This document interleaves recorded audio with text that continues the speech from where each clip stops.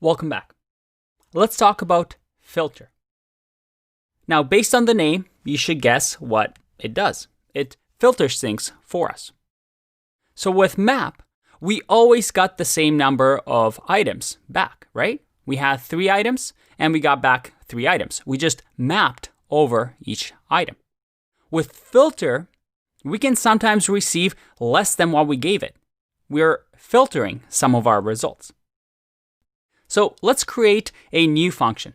Instead of multiply by 2, I want to create a function. And this function, what are we going to do to the items? Let's say if items are check if odd. So we're going to say, hey, are these numbers odd? And only return the odd numbers.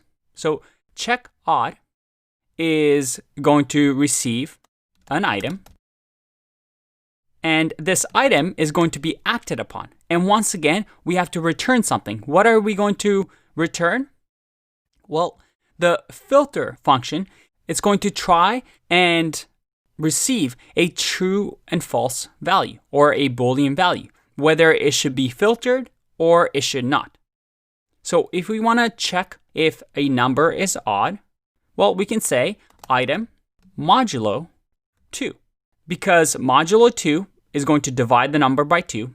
And if it equals 0, then it's even, right? So I can say doesn't equal 0.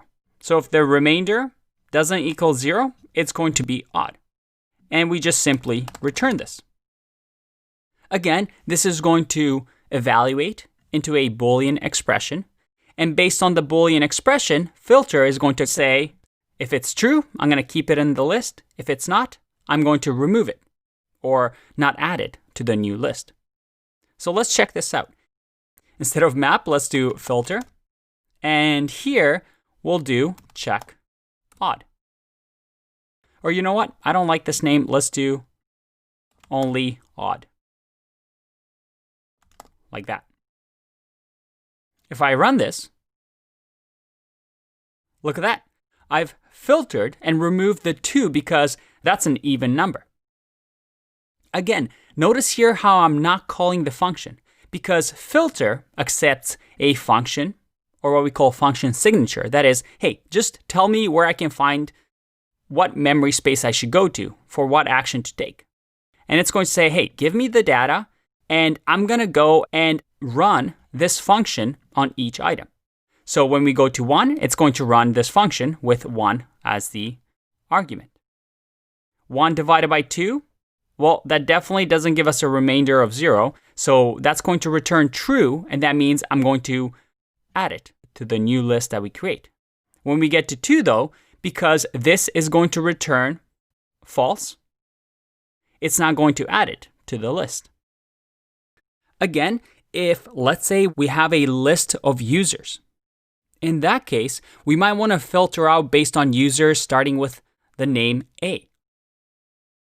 We can use the filter function to filter through all the usernames and only have a new list with the usernames with letters starting with A.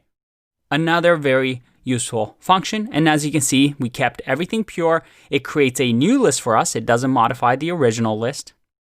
So we're keeping that functional paradigm in mind. And once again, the beauty with both map and filter is look how simple the functions become.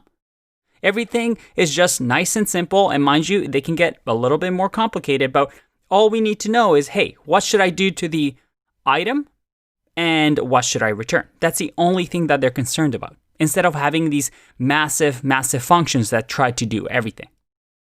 All right, let's talk about zip next.